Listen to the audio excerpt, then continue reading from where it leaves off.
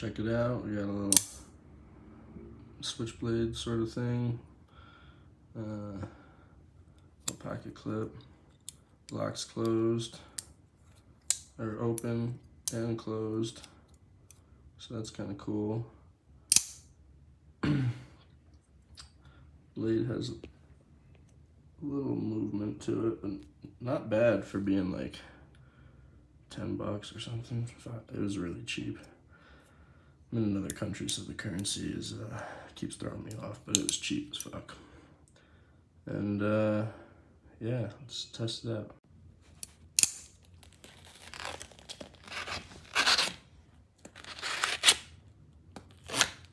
For holding it with my foot, not too bad. There you go. Pretty nifty, pretty nifty. Gotta say, I like this thing.